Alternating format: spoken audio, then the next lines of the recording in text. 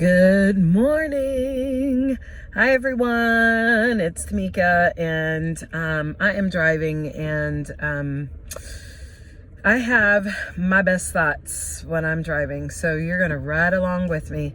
But I was thinking today, so if you do not know yet, I have a Savasana challenge happening on my page and I invite you all to join in. We need to talk about Savasana, people, because if you've been to my class, to any of my classes, you know how much of a warrior I am for Savasana. So for those of you who don't know, I teach hot hatha yoga, vinyasa flow, yin yoga, restorative yoga, and meditation. And I came to the practice of yoga through hatha yoga in my house. And then I journeyed to vinyasa style yoga. I don't even remember from when, and then went to hot hatha yoga. So for sure, my entrance to the practice was definitely through asana. It was through the postures. And it was through just connecting to my body and all those things. At some point, you know, we have to ask ourselves, okay, is this what it's all about? Like, is this what has endured for as long as it has endured? Is it really just about these postures? Like, what are these postures about? What's going on in these postures? What is being revealed? What can we learn about ourselves? It has to be more than that. At least my academic mind tells me that the things that I've endured are things that are legit, and the things that go away are things that are not. And so yoga has endured, as we know, thousands of years, and yoga is also beyond the postures. Judith and Lassiter, who you guys know I love if you've been following me for a while, speaks about yoga being the residue of the postures. So not being the postures themselves, but rather being what's that feeling or that sensation that's left behind after you've done the postures. And the way to experience that is through Savasana. There are, especially in a hatha class, and this, you know, I think is true of studios that have a really friendly demeanor. People feel very much a part of that community, and as such, kind of forget the fact that they are students in someone's class. You are literally a student in a teacher's class, a teacher who has spent a lot of time, energy, effort, finances, a large investment of time learning how to convey and hand down a lineage of yoga. And before that teacher finishes holding space for the students, which is the end of the class, I have seen copious amounts of people walk out of class. And my thing is that this is not a gym in which you are lifting weights and, you know, you're like, let me walk away and let me walk it off and let me do the things. No, this is a yoga class. And in a class, you are the student. Even if you're a teacher outside of that class, when you're in that class, you're a student. And the teacher is teaching you something. And that lesson is not over until the end of class. So beyond the fact that it's just poor etiquette to walk out of a class before the class is over, you're missing something. The other teacher in the room is you. And your breath. So the beauty about being a student in a studio class is that you get the luxury and the privilege of having someone teach you and guide you. And then you also have the beauty of having the yoga teach you as well.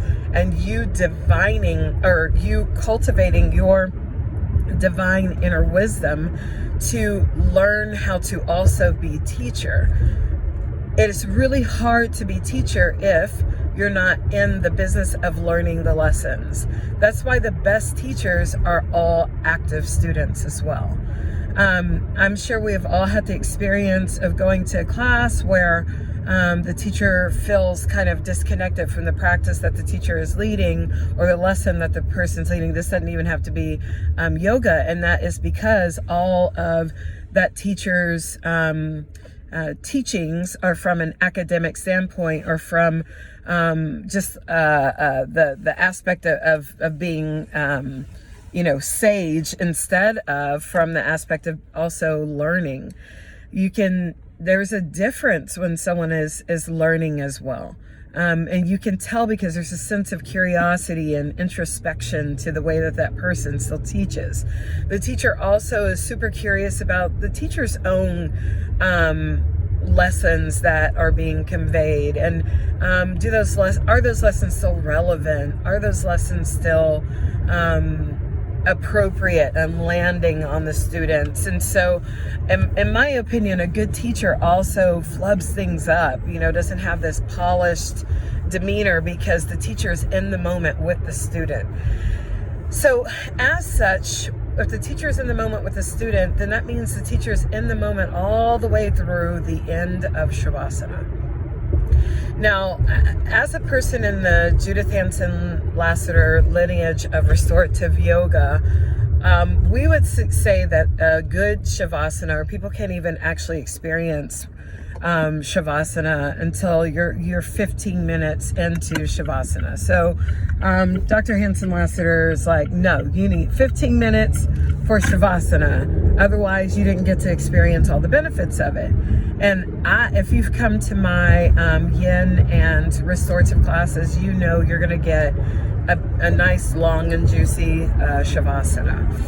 But in a Vinyasa flow or Hatha class, you are going to get a Savasana that's 1 to 3 minutes, and hopefully the instructor doesn't talk the whole time. Hopefully the instructor allows you to have a Savasana, unless that instructor is guiding a meditation or guiding the Savasana experience, which can also be valuable, and sometimes it's just superfluous. So when it comes to Savasana, stay through the Savasana, search for and get curious about the sensations and the residue of the practice in your body and your mind. What are the lessons that you learned on your mat that day? When were the opportunities for you to surrender to not being perfect? When were the moments of resilience? When were the moments of passion? When were the moments of equanimity? Like, how were you able to be okay with where your body was today versus where it was yesterday, and powerful and less powerful aspects of that? Like, there are so many ways of assessing just by sensing in your body. And one of the things that Bernie Clark always says is that we don't use the body to get into the pose, we use the pose to get into the body.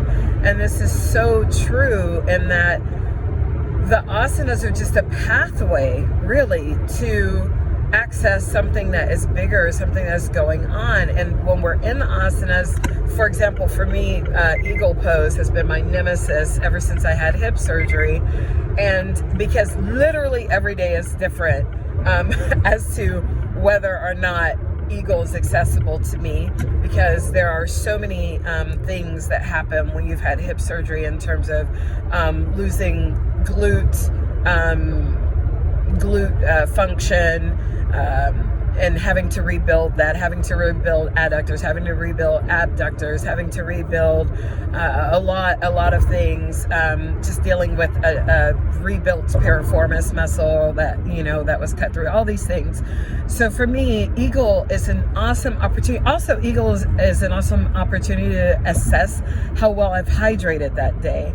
If I'm having difficulty with balancing poses, 9 times out of 10, I've also not hydrated well.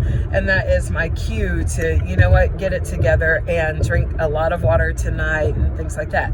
So these are pathways to just getting to know yourself better.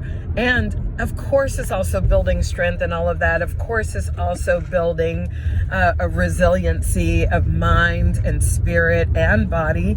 Of course, those things are also happening. And ultimately, what's happening is that resiliency of being able to still the mind and sit in the body and sit is preparing us. All of that is preparing us for meditation so that we can sit in meditation and ascend, so we can begin ascending and connecting to a greater consciousness, which is not how well a pose is performed.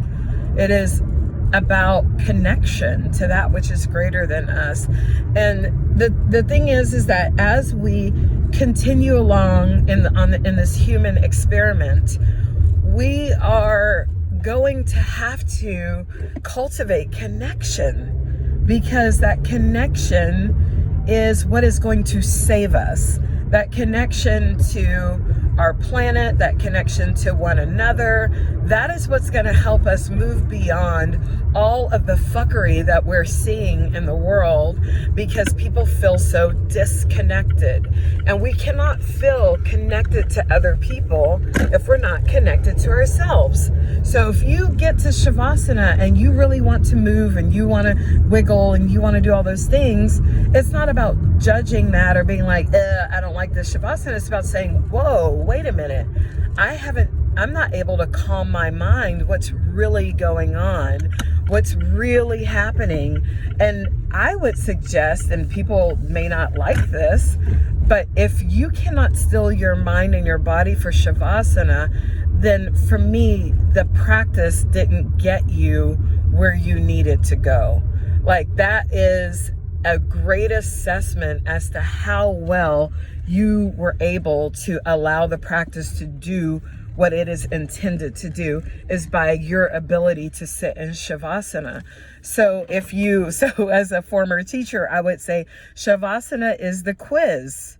You know, did you learn the material? Did you learn what you were supposed to learn? And if you did, Savasana will be pretty easy for you, and you'll want to enjoy a nice long Savasana. And you know what the test is? The test is then, can you sit in meditation? Can you be guided in meditation? Are you guidable? Are you ready to receive meditation? And all of the benefits of that. So people, please stop skipping Savasana. Literally, it is the peak pose. It's the quiz. And as you know, we knew when we were in school, if we did all of the homework and crap, but we didn't take the quizzes and the exams, we weren't going to assess what we learned. So give yourself the opportunity to assess what you're learning and learn and be a student and be teachable, because you're there for a reason. That's why you are there. If you want to do something else, do it in home practice. That's what home practice is for. But when you're in a studio, you're there to be taught and guided and led. And it is a privilege that not everyone has. So take advantage of that privilege and take advantage of the knowledge of your teacher. And if you feel that you aren't learning anything from that teacher, one of two things is happening. Either you need a different teacher or you are not teachable. So get curious about that and get to learning, because it is worth the journey. Thank you so much for listening, and I will see you on the mat. Take care. Bye.